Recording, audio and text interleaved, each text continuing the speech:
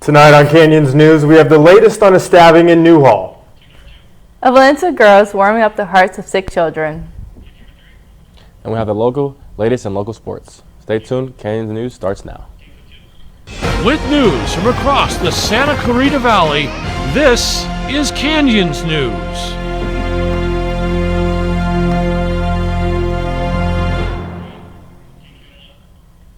Hello everyone and welcome to Canyons News. I'm Matthew Frieda. And I'm Alyssa Lomelli. Here's the latest from the Canyons newsroom. An assault in Newhall speared the lockdowns of 2 schools in the area this week. A 911 caller reported a stabbing shortly after 8 a.m. Tuesday near Newhall Avenue and Dabley Drive. Within minutes, first responders found a boy with stab wounds on the sidewalk outside the Boys and Girls Club. That person was transported to the hospital. Because of the assault's close proximity, Hart High and Placer Junior High schools were placed on a soft lockdown. The schools resumed normal functions within the hour. The stabbing remains under investigation. However, it is believed the victim of the assault was stabbed by another boy in the commission of a robbery. The effort to recall Los Angeles County's top prosecutor added new support last night. The Santa Clarita City Council voted unanimously to pass a resolution calling for District Attorney George Gascon to be removed from office. Council members cited Gascon's ending of cash bail for certain misdemeanor offenses, no longer pursuing extra sentence enhancements, and a lower prosecution rate as reasons for the city's rare support of a recall. The city held a vote of no confidence in Gascon last March at the urging of Sheriff Alex Villanueva and local prosecutor John Hatami, both frequent Gascon critics. Hatami was in Santa Clarita 2 weeks ago, leading a signature gathering event for the recall effort. Anti-Gascon activists urged the city council to take this official stance. People are getting assaulted, drugs everywhere, homeless everywhere, children trafficked, but yet we continue to talk about diversity, equality, transgender, and everything else to appease certain groups. This community is awake and aware of this. All eyes are on you guys.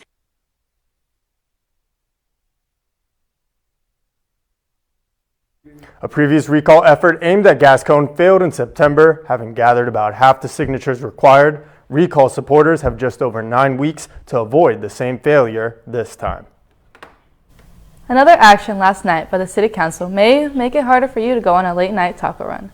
Citing a recent increase in unpermitted street vending, the city amended its municipal codes to crack down to those selling food or merchandise on area sidewalks. The new regulations introduced a list of banned items and made additional areas off-limits for sellers. A $30,000 pilot program will hire security personnel for 90 days to patrol hotspots for nighttime vendors. Those in violation of the new rules face a confiscation of their wires and equipment. The new rules also shorten the time the city will hold onto impounded property before disposing of it. It seems not everyone is happy to have easy access to street food. Yeah, it does. Right there close to my house. We have some people that set up a restaurant outside it seems like every night. And who knows whether or not they meet the health department rules and regulations. So I think this is just a first step. You've got to go farther than that. The new rules will be in place starting in June. Guess what's back? Masks are back. On public transportation, that is. Robert Bridge has the story on the latest mask mandate to hit LA County. Los Angeles County has recently released a new mandate requiring masks once again on all public transportation systems countywide. Public Health Director Barbara Ferrer said it was based off of the U.S. Center for Disease Control and Prevention's opinion that masks on public transportation is an essential step to stopping the respreading of COVID-19 in 2022. It takes care of our fellow man. It's a common courtesy. Basically, it's a common courtesy. Most residents using public transportation today are still wearing masks, and it's mostly due to the fact that these citizens are trying to look out for and protect other riders. There's a pandemic going on. We can't see it, but it's killing people. And you either agree or don't agree. And in my opinion, I don't exist on this planet by myself. I got family, I got friends, and just everyday folk. We should take care of one another. Although it may be confusing that the county switches from masks being optional to being required every so often, Robert Ferrer hopes people will comply since the county is seeing a lot of transmission of COVID-19 and the infectious BA2 subvariant of the virus is continuing to spread. The CDC will continue to monitor the public health conditions to determine if this mask requirement remains necessary in Los Angeles County. Updates to come as they are released. This is Robert Bridge with Canyons News. The month of April has come and passed, and so too the month of diversity. But Daniel Hera has more on how diversity continues to be celebrated in the Multicultural Center. The opening of College of the Canyons Inner Multicultural Center was held on Monday, April 18th. Campus communities and students came together to engage in conversation about topics such as race, ethnicity, sexual orientation, and many more. Being able to be in the Multicultural Center spaces for all of our alliance is super important, and that's one of the purposes of our Multicultural Center, so that we can look at our 9 confirmed and set alliances who are being showcased on our day today. So we're really excited about that too. Activities were available during this event, such as Q&As that gave people the opportunity to speak their minds and a different variety of card games. I think it's a big deal to have a center like this for students to show that we support them and just to bring people from different backgrounds, beliefs, ideas together. It makes you feel like you're a part of something and it makes you want to come to school every day. So I think in that regard, all of the alliances have the potential to provide another way that students can belong to this community. The topics that the Multicultural Center has brought to these alliances has helped with gathering members and gave those in need of a social space on campus. As the co-lead for the Trans Alliance, I know that my community is kind of small, that I'm working with. My population is kind of small.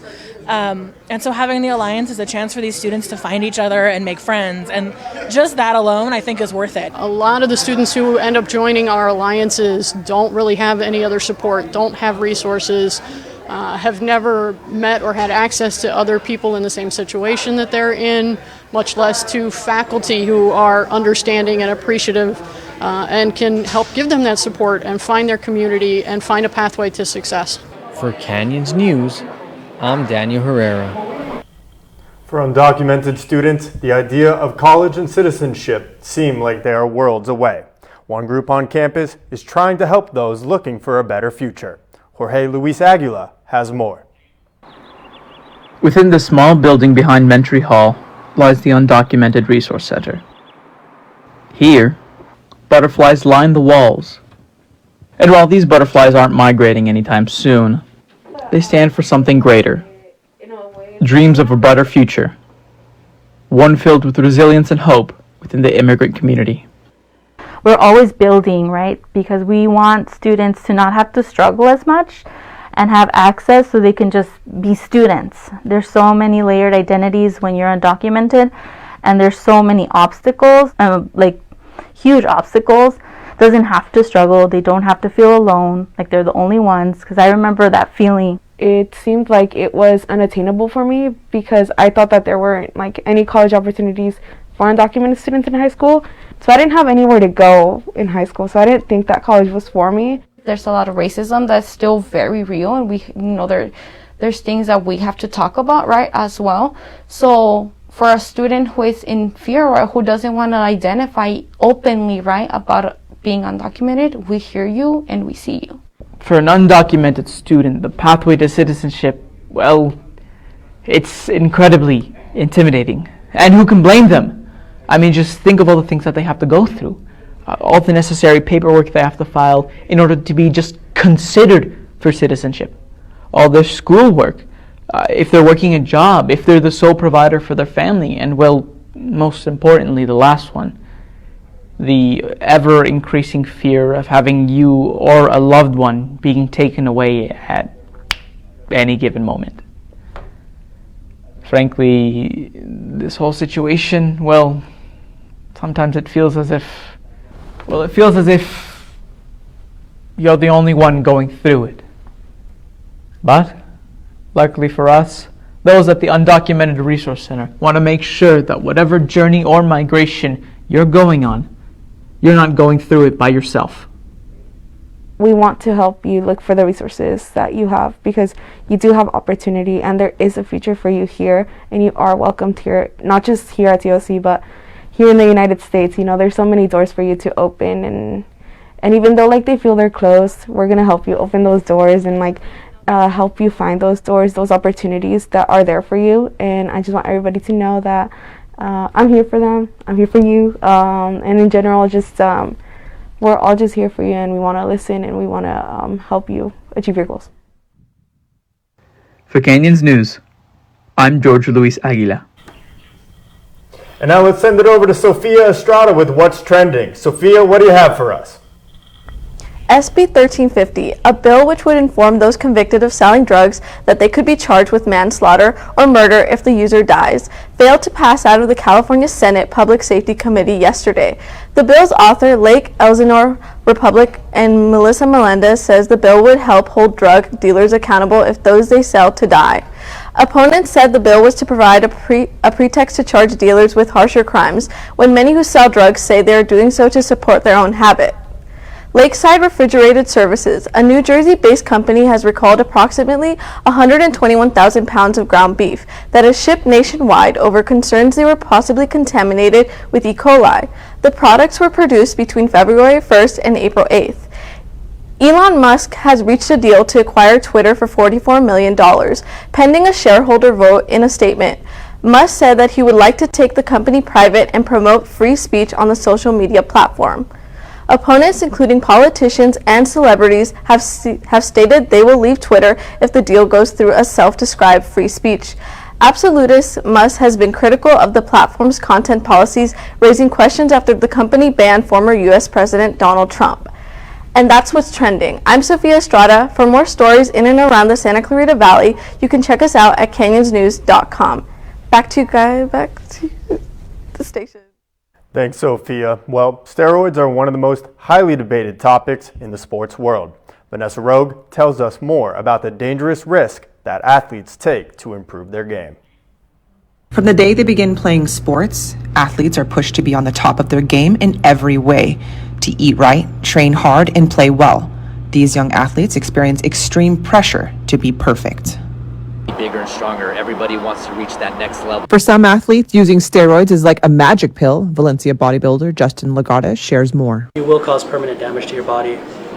Most people that I've known that have taken them, they're already having problems, with their organs or liver, things like that, and they can't get back what they had as far as performance, as far as the results, the weight loss, the weight gain, whatever it may be. Justin prides himself on being a natural bodybuilder. The pressures of performance and recovery weigh heavy on the minds of athletes, and for some, they overlook the dangers of steroids for a competitive edge. But what I would tell an athlete is, my job is to educate them.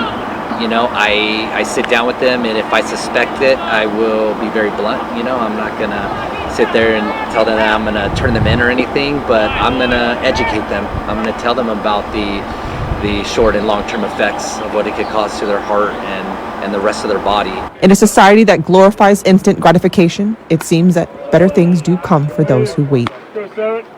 A lot of athletes will accept the short-term effects, and not thinking about the long-term effects of what it can cause in their life, Permanent liver damage, overall visceral / organ damage to your pancreas, to your red blood vessels, to your central nervous system, everything from your gallbladder to even your throat.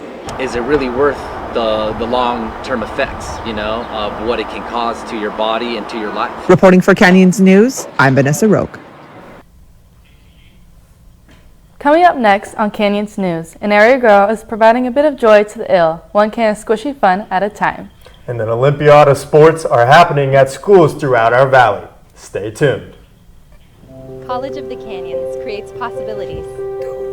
It's a gateway to opportunities. A place where students learn they can believe in themselves. Behind every possibility at College of the Canyons are the people.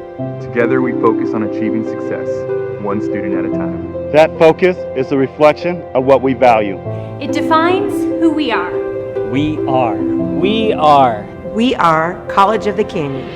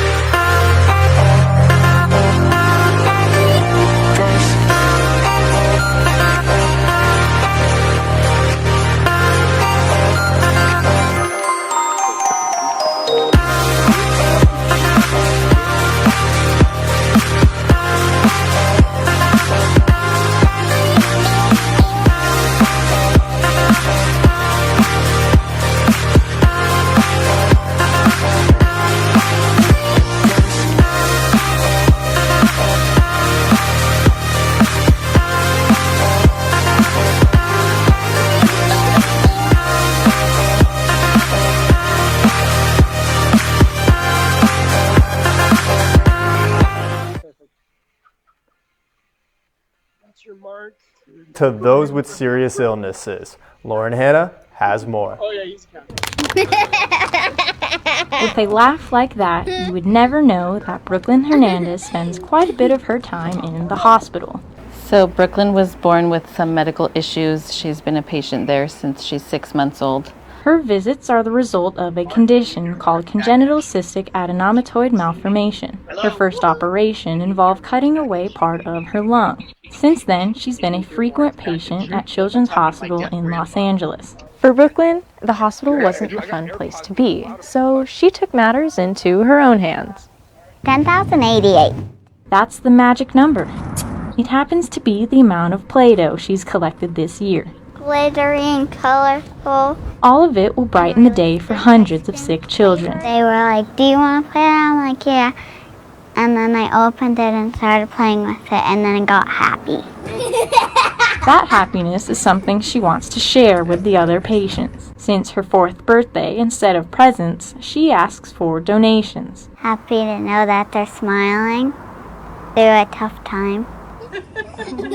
A tough time is now just a little bit easier. Brooklyn's mom is proud of the effort. When I go back and see them pushing that little cart and giving out the plate, I'm like, oh, that's Brooklyn's, just always thinking that she did so much to give back to, kids who are feeling down or having a bad day. A bad day turned upside down thanks to the effort of one child and her mom. Like once you start it, you can't stop. For Canyons News, I'm Lauren Hanna. Fighting cancer can be a lonely battle. Sabrina Alvarez has more on how a community is rallying around those in fight for their life. The American Cancer Society and its volunteers put together a rally Sunday afternoon at the Westfield Valencia Town Center in promotion of their 24th annual fundraiser event. Relay for Life is the largest fundraiser of the American Cancer Society, the largest private fundraiser. We are the largest in the world for bringing in funds for cancer research and for treating cancer patients. Mallgoers had the opportunity to sign up for the relay, participate, and support the cause. And to really celebrate survivors. We have some activities for kids going on right now where they can decorate hope capes. We have some face painting, luminary bags to celebrate and honor those who have been diagnosed with cancer. Raising funds is the goal for ACS. However, they live up to their motto, having cancer is hard. Finding help shouldn't be. You can sign up anytime by going to scvrelay.org. We will have opportunities here at the rally to be able to help anyone get registered if they need assistance. You can also, if you aren't able to access a computer, you can call our National Cancer Information Center at 800-227-2345 and be able to register by phone. Like I said, we're hoping to raise $225,000 for the American Cancer Society. That money will go towards, it'll go towards the cancer research, it'll go towards services provided by the American Cancer Society, and it will go towards giving cancer patients a better quality of life. For Canyons News, I'm Sabrina Alvarez. In many ways, animals can provide much-needed comfort during trying times. Austin Dave shows us how a canine can make the difference for those who work a thankless mission. The life of a dog is oh so hard. Go visit. Each of our four-legged friends serves a role in life. Echo here is no different. She's a 5-year-old yellow lab who loves interaction. Her day job is providing therapy to local firefighters. We are seeing these different things, like you said, bad medical calls, bad traffic accidents. And we're understanding now that over 30 years of seeing that, it's really starting to take an effect on our guys. And that effect is troubling. In 2020, more than 125 of our country's EMTs, firefighters, and emergency dispatchers took their own lives. According to the CDC, emergency service providers, including firefighters, are more likely to die by suicide than in the line of duty. Last spring, that fact became a reality for local firefighters. I stand here with a heavy heart. Today is truly a sad day and a tragic day for the Los Angeles County Fire Department. A firefighter shot and killed another crew member before shooting his captain and taking his own life. I just never thought it would be me nor our fire department family that would suffer this type of loss. But in the turmoil of the tragedy, someone was there to guide those who were lost. That night, as the twinkling lights of emergency vehicles signaled heartache for those who put their lives on the line, Echo did her part, providing comfort to those who are often on the giving end. She's a member of our peer support team. She goes out on peer support call-outs. Any places that we have high stress calls, we take her out and just kind of allow her to just be a dog. A dog that has a unique responsibility in a world of risk. She loves being pet, and just the fact that she can go around to the fire station to firefighters and just kind of bring a feeling of home and comfort. Echo's presence makes it easier to say the words out loud. I'm not okay. As simple as it might sound, but getting things off your chest, right? Just being able to open and sit at the kitchen table at the firehouse and talk about things that you've seen and talk through and understand that, a lot of us around the kitchen table have all been through similar experiences, have all seen a lot of the same things. The same things that just seem to melt away with the simple pet of a dog, loved abundantly by those dealing with tough times. We can talk about Echo for a little bit, and then as you're petting a dog, it's amazing what you'll start to talk about when you pet a dog. And it's not that we're playing voodoo mind tricks with people, it's just that feeling of home, that feeling of comfort, and that true feeling of just love where, and I think we've all felt it, right? When you pet a dog and you just kind of feel, you can just feel that cup that you have full of trauma just starting to empty, right? It's all going to the dog. When she's not hamming it up on the back of Engine 107, Echo is working hard. Good girl, yeah. Taking on the problems of those who take on ours. Reporting in Canyon Country, I'm Austin Dave. Black mothers of SCV came together for tea time and showed womanhood without concern of being diminished.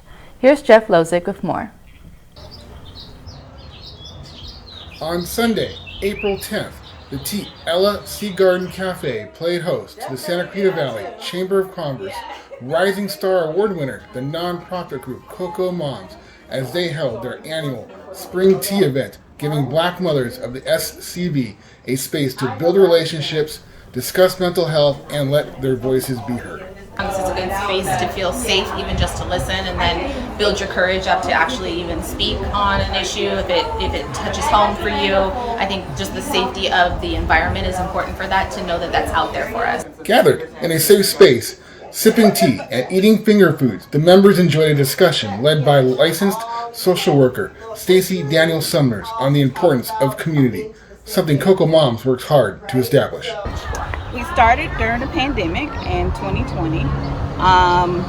We have a group of probably 250 women here in the area, and we just started out basically having conversations about things that they need here, and then we try to meet those needs. We did the back to school backpack program, and my younger son actually used their back to school program, as well as my niece and my nephew. The group also provides student tutoring, school supplies, health services, and even being involved in discussions at COC, all in an effort to provide services for the underserved. For Canyons News, I'm Jeff Lozick. Several people made stellar memories by taking a unique look at the world around us. Sophia Estrada has more on how COC brought the stars closer to Earth. The Star Party was held at the Takeda Science and Lecture Hall at the Canyon Country campus with guest speaker John Calif, the former project manager for the Mars exploration. Water flowed on Mars. So much is riding on it. I mean, this is a billion-dollar mission, and things could go wrong and it could end at any moment. Space is hard. Exploring is very difficult. After his lecture, the residents of Santa Clarita got a closer look at the stars. I've been a long time astronomer. I went to the last Star Party before COVID. I've been into space and the cosmos and stars since I was really, really young. So I really enjoy being at events like this. The Astronomy Club is having a harder time looking at the stars with the effects of light pollution. It's getting harder and harder to see stuff. A lot of people in the inner city or even down in the valley area, they just see a few of the brightest stars there are. But if you get out in the dark sky area, you'd be amazed at how many stars are there. Fortunately, the stars weren't the only activity for the night, as there were multiple clubs and programs. It's really cool to work with like all the NASA stuff because I don't know, I wouldn't see that happening in like a college scenario before, but I've really gotten to work on a lot of great projects and try a lot of stuff that I wouldn't have tried for years if I didn't join this club. A lot of cool booths to look at, and I got to talk to a lot of people and promote the club. From Canyons News, I'm Sophia Estrada. Now let's send it over to George for the latest on entertainment. Thanks, Matt and Alyssa. Hey there, folks. My name is George Luis Aguila, and welcome to Entertainment. Following years of a global pandemic, city officials work to raise spirits for those looking for sunshine and fun. Zach Imperial has more on how a party achieved that goal. Summer is setting up to be in full swing, and with the summer weather comes the summer parties. Party at the Point was put together by the city of Santa Clarita in order to celebrate the city and its residents by offering attractions, entertainment, and a platform for local vendors here in the city. All this to alleviate the residents of the hardships we've endured over the last couple years. When given the opportunity to speak to a couple guests, they had this to say. After all the things that we've been through with the COVID pandemic and just lockdowns and everything, this was just something that people needed to get out. And what a more beautiful time of the year to come out, enjoy the California sunshine and the weather we have here in Santa Clarita. I can see it growing from here, though. I think this is a start. It's a good activity. Well, the multi-activities that they have here are great for both girls, boys, everybody in between, young ages, old ages. The event occurred from early afternoon to the late evening, taking over the sports complex and aquatic center for a full day. We really wanted to get an event together from the city for the residents that really is just a kickoff to the summer here in Santa Clarita. We've spent the last 2 years of restriction, so we wanted to highlight what there is to do in Santa Clarita, the different activities that we have at the sports complex, the different facilities that we have, the amenities for the residents of Santa Clarita, and just take one day to forget about everything else, come together and have a great time. So as California heat continues to rise and people search for things to spend their days of the summer, Santa Clarita promises to be the center of the party. What we'd really like the community to know is just we're here for you. We are planning things for the community. So take this as an opportunity to get your feet wet, so to speak, and to learn a little bit of what we do and what we have to offer and come back for more, because there's so much more that this is just the surface. And I think there's going to be a lot of people who've missed it, didn't realize what it was about, and they're going to look back when they hear from their neighbors what a great event it was. Who knows who stopped by this event, so they saw something going on and they're looking to move in this community. So it could be potentially something that would say, wow, they do these kind of things in this community. Yeah, this is the kind of community I want to be part of. For Canyons News, this is Zach Imperial. And now, for the first time this semester, we're going to do something different. We're going to a live reporter in the field. Joining us all the way from Canyon Country Community Center is Mark Monroy, who attended the opening of the new second location of the Farmers Market earlier today. Mark, what you got for us? Yes, George. Well, fans of the Farmers Market may not have to travel all the way to Newhall or Valencia anymore to get their fair share of fresh fruits and vegetables, as this one here in Canyon Country is cutting the ribbon and growing the crop for people in the area. Freshness is felt throughout the bellies of residents after the city opened its third farmers market.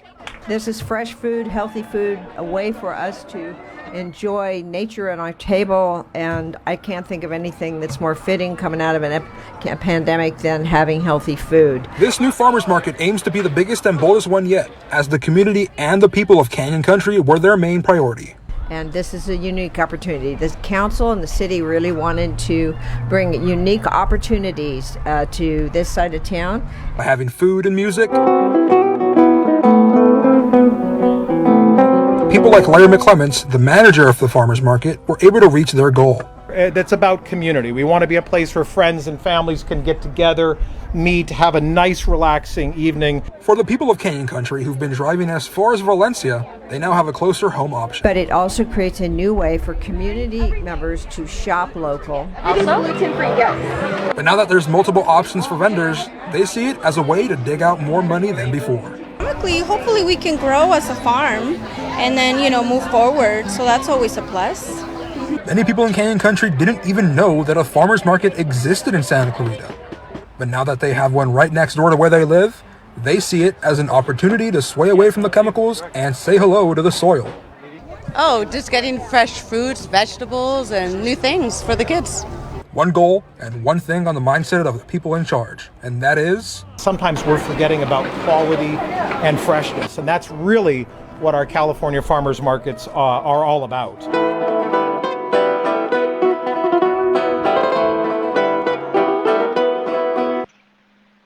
The farmers market will be open every Wednesday from 4 to 8 p.m. and it will be open regardless if it's shine or dry or if it rains. For Canyons News, I'm Mark Monroe reporting live. Let's take it back to you guys in the studio. Thank you, Mark. The annual celebration of the poppy flower is back, but with more activities. Alyssa Lomelli has more. This past weekend, the Poppy Festival made its comeback in the Antelope Valley. Crowds of people gathered together for the annual celebration of the California state flower, the poppy. And after 2 years, the people are happy to be back with family and friends. Yeah, it's pretty cool. It's definitely different now. It's bigger, which is nice, and yeah. The festival was held at the AV Fairgrounds this year for more space and for more activities. In previous years, it was held at a local park.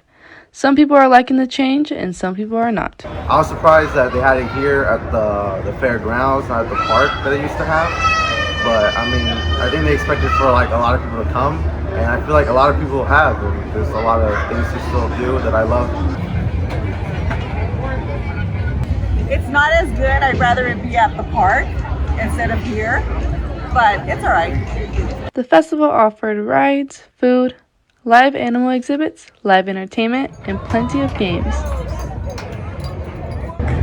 Something that always brings me back would have to be the rides, I think the petting zoo, and I would say to come to spend time with your friends and family. The 3-day Poppy Festival is for everyone to enjoy, and the people love what it has to offer, especially all the food and the rides.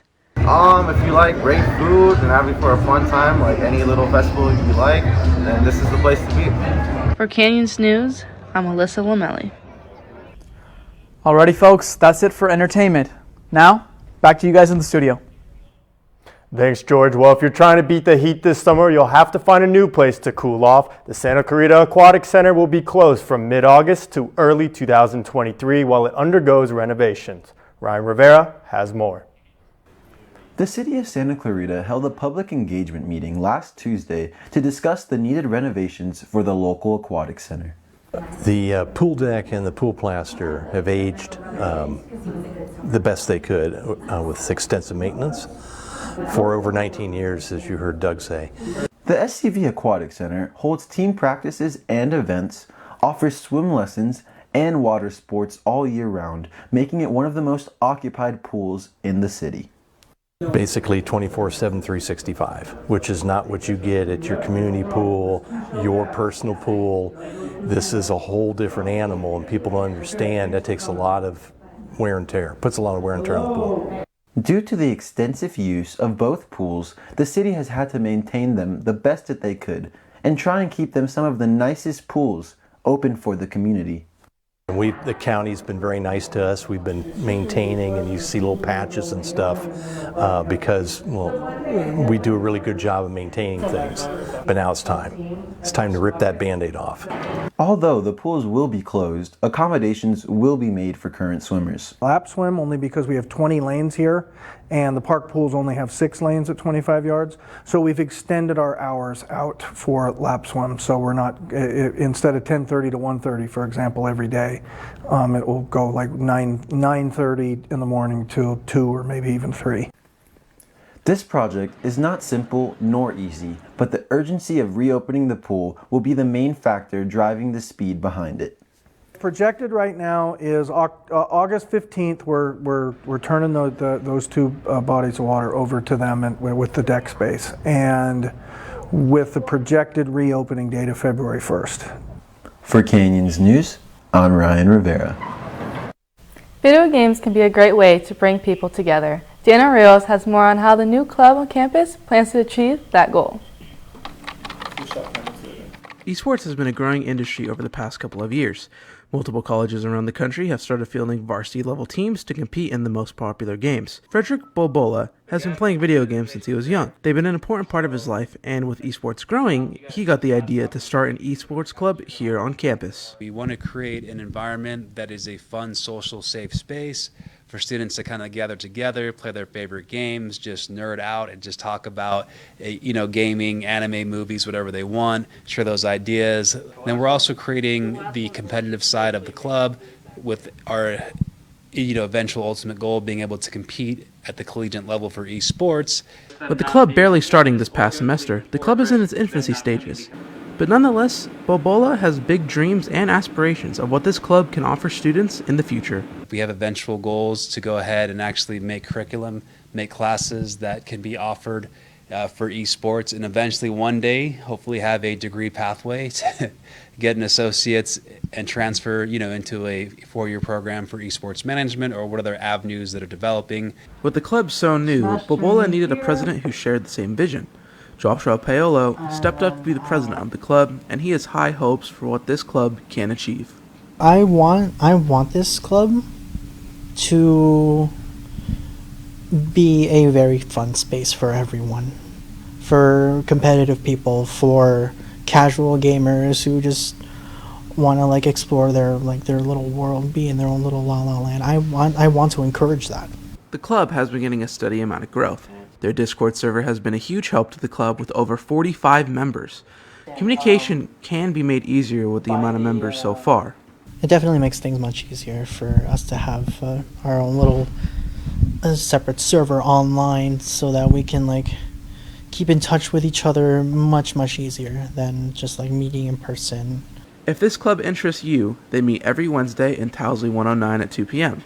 If you can't make the meetings, they also have a QR code outside the meeting room that sends you straight to the Discord server. For Canyons News, I'm Daniel Rios.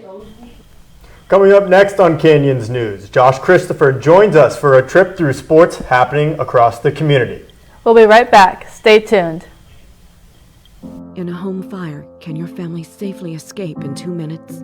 I heard my oldest son holler for mommy, and all I could see was smoke. The boys, we never really worked with them, I guess, on telling them what to do if there's a fire. We lost our child. We lost everything. Make sure you can safely escape a fire. Practice your 2-minute drill. Test your smoke alarms monthly. Make your plan today.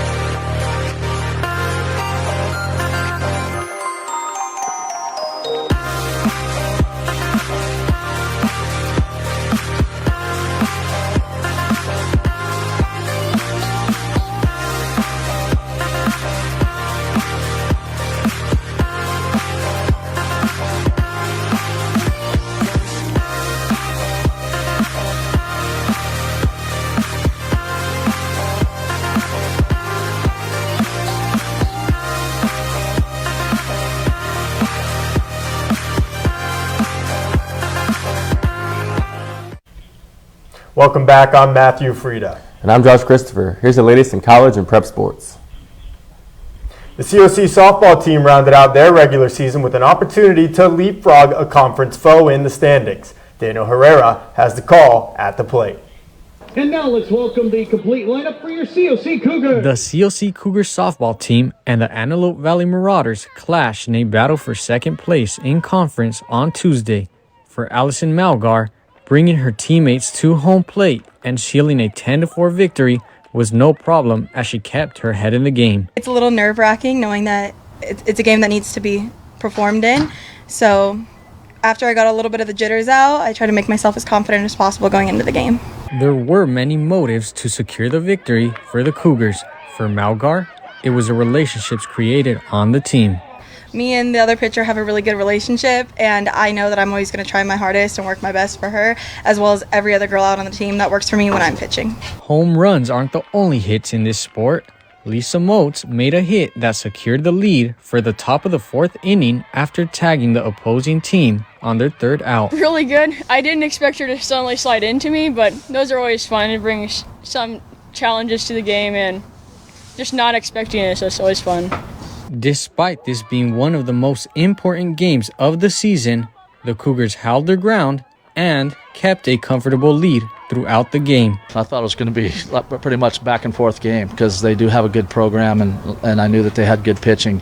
But I think what happened was the kid kind of ran out of gas. They had a few mistakes, and I think they got let down from the errors that they had, and that gave us a little bit of an advantage. The Cougars are now tied with Antelope Valley 8-4 on conference. However, COC holds a tiebreaker and will now move on to the playoffs. For Canyons News, I'm Daniel Herrera. The Wildcats took on the Cowboys for the Foothill League title. Who was the victor? West Ranch took home court against the Canyon Cowboys in last Friday's contest, with a game of 4 sets going back and forth. One team was claimed to be the winner. Senior Kyle Klinigonoga contributed 2 blocks and had 56 assists, while freshman Noah Daufner led the Cats in serving aces and attacks against the Cowboys. Daufner had a total of 22 kills alongside with senior teammate Matthew Reed, who also had 16 kills on the court. Reed had 10 digs to help keep the Wildcats keep afloat. By the end of it, the Cowboys came just a bit short of 1-point victory. The Wildcats fought hard and stuck to the instincts to get the W to claim their title as Foothill League champions. The College of the Canyon swim team wrapped up its season in San Luis Obispo this past weekend. The Cougars men finished 9th in the conference, meanwhile the women in 10th. Canyon's freshman Bence Endres was the top performer for COC, claiming 24 points across 3 events. Meantime, Santa Clarita's top high school swimmers are in the pool at the Aquatic Center for the Foothill League prelims and finals.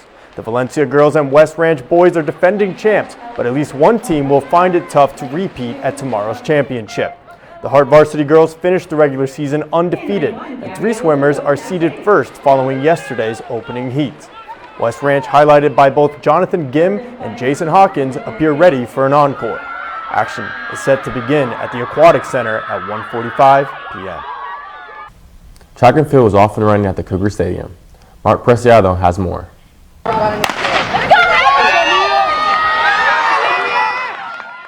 On Friday, College of the Canyons hosted its West Conference State Prelims at the Cougar Stadium, where the boys have 2 athletes are advancing to the championships. The Cougars returned some athletes to the fold, including some good depth at javelin and distance events. Before and during prelims, the Cougars put everything they got. Anthony Stewart came across multiple injuries from previous events. This season, I started probably in summer, around that time, but this has been a very injury season for me. I've been injured a lot, so. On the girls' side, where 2 of their players advances to the championships, where Rebecca Brooks makes the top 7 on the women's 400-meter dash, and Milka Osorio making it to the top 3 on the women's 10K run, making her hard work paying off thanks to the Cougars' coaches and the team support.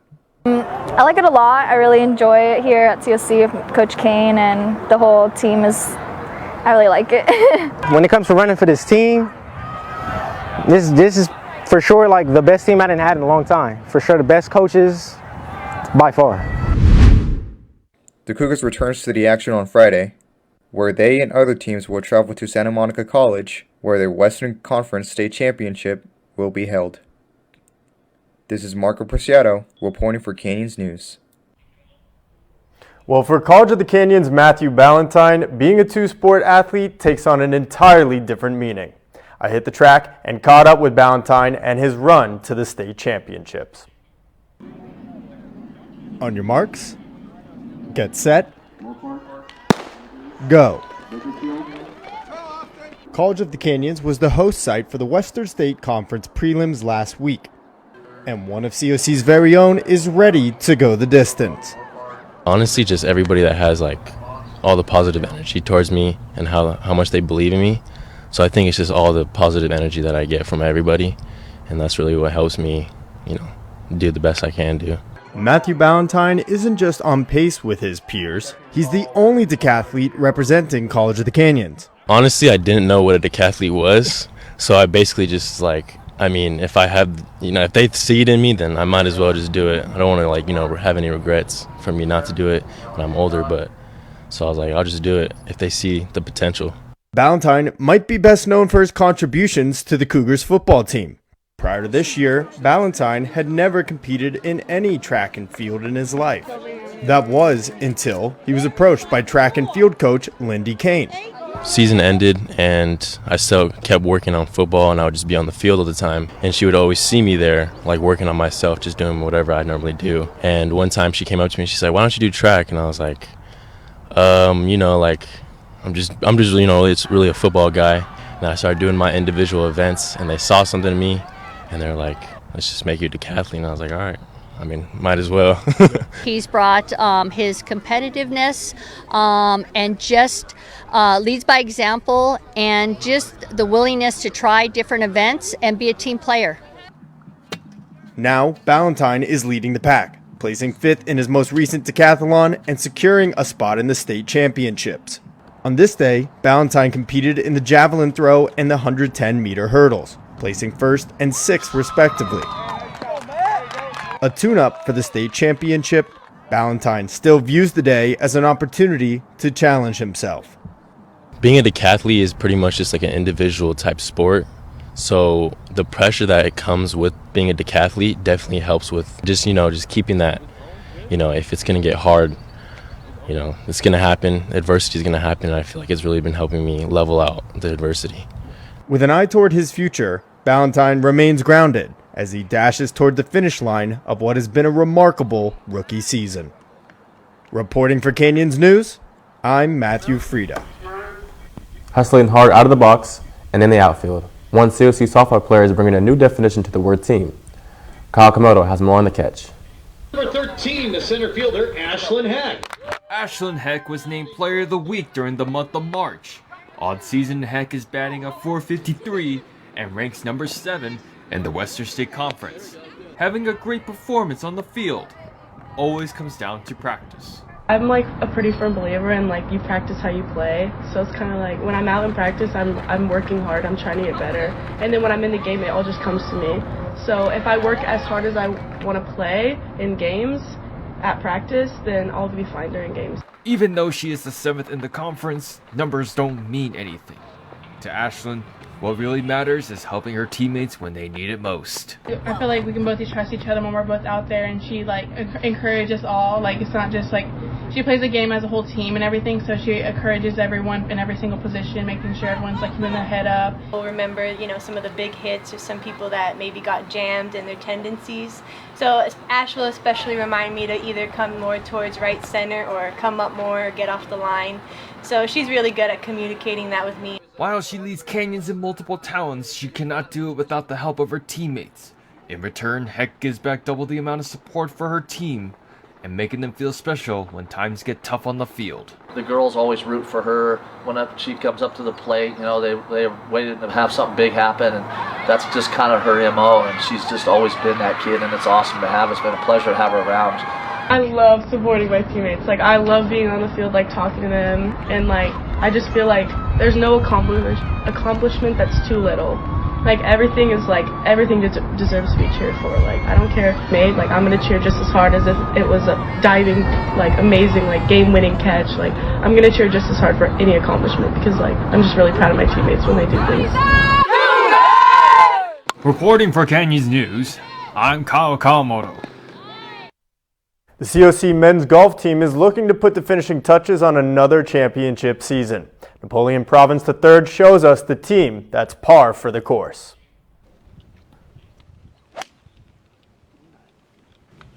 COC's golf program over the years has been one of the absolute best programs, if not the very best in California for the last 35 plus years. Both the men's and women's team has been prolific in their sustained success, winning a combined 55 championships. This year's men's team has lived up to the standard the organization has set by winning 9 out of the 12 competitions they've been in so far this year. With such a large team consisting of 30 golfers and such few spots to actually play, you would think it would be a high-stress, cutthroat environment where every golfer is trying to one-up each other to get more playing time. I think we raise each other's levels and get the best out of each other. So being a big team is actually quite nice. And obviously it's going to be ups and downs for everyone. So, but I think for the team, the whole squad, it's like a very good thing that we're that big of. Even though the team is majority international and from different countries, they all speak the same shared language, which is golf, and they've really come together as a cohesive unit in an attempt to win a championship this year. The fact that we're all international really helps. All of us are kind of in the same boat. We're not really used to being in the States, and it's a completely different environment than home. So we all kind of just stick with each other and have no choice but to get along, and that helps a lot. With the team only having 3 more championship matches to close out the season, and all the success they've had this season so far, it looks like they have a great chance on bringing home another banner to COC. A former professional basketball player returned to his hometown, and he's bringing a new youth league to his alma mater. Mark Monroy gives us a report from the sidelines. The ribbon is cut, and new opportunities await young aspiring hoopers as former pro basketball player Taylor Statham opened his new youth basketball league. I always wanted to make it a point. When I went pro, when I went out of college, I always made it a point to come back, throw camps, get all the other guys who play in college, get them involved and really give back to the youth. Statham played basketball at Golden Valley High School, but now he's become an advocate on growing the game back where it all began for him. From playing here himself to now giving back to his community by hosting events like this. Over the past couple of years, Statham has worked hard alongside Mayor Lauren West to make his vision and goal a reality. And it was awesome having the mayor here. That was so cool that she made time to come out here and meet our players and talk to people and cut the red ribbon. And it just really shows the community that we have here in Santa Clarita. For parents who want their kids to have a better chance at furthering their basketball careers, they may not have to worry anymore. So much fun. He's been looking for a league. There hasn't been a good one around in town, and we're very excited that Taylor started this. Statham's goal is to have a 10-week program every year. So kids have it almost year-round. For many young ballers, they've had to deal with lack in coaching or quality of program. But Statham wants to change their perspective on how they view a coach. Get up on that backboard. It's really important for me to grab guys with coaching experience at the college level, high school, youth, and then guys who've also played out here. Statham is willing to give these kids more and more and more. And more and more and more by giving them leadership skills and even putting on a dunk show for them. To be able to kind of spark that and see what it's grown into and see just the resources these kids have has been amazing. For Canyons News, this is Mark Monroy. Hart High School's baseball team looked to remain undefeated in league play yesterday as they took on second place Valencia. Greg Haro was there for the Foothill League showdown. The Foothill League had a heavyweight matchup between undefeated and first place Hart Indians and second place Valencia Vikings. Hart just needs a win to lock up the Foothill League, while Valencia needs to win the next 2 games against Hart if they are tied for first place. Valencia starts off hot in the first 2 innings as they put up 3 runs, 2 of them coming off a double in the first and a single in the second adds to the lead. The Vikings' hot start had the Indians change their starting pitcher after 1.2 innings. Hart would respond with scoring a run in the top of the 3rd and put Tyler Biggs, starting pitcher for Valencia, in a tough position. But Biggs worked his way out of it and soon a pitcher's duel would commence. Neither team were able to add to the score as both sides were struggling to make solid contact until the 6th inning, where Valencia put up an insurance run off a single to bump the lead to 4-1. Biggs would go on to close the 7th and pitch a complete game, only allowing 1 run and 5 hits. Head coach for Valencia, Brad Meza, used to be a player for Hart and an assistant coach. In just his first year coaching the Vikings, he has a chance to win the Foothill League. They've dealt with me all year. They've dealt with me coming in and changing things around, and all their hard work is it's paying off and it's showing a little bit. Valencia's starting pitcher Tyler Biggs had a dominant performance, allowing only 1 run throughout the whole game. It's an outing that helped his team secure the win. Happy we got to win. I don't really care about the performance or the stats. It's just the win that makes me happy. So. The next game of the series is Thursday at Hart High School with the Foothill League title on the line. Reporting for Canyons News, I'm Greg Haro. And that's going to do it for this edition of Canyons News. I'm Matthew Frieda. Remember, you can catch us on the web at canyonsnews.com. And I'm Josh Christopher. You can send us news tips and get the latest stories on Twitter, Facebook, and Instagram accounts. Have a good night.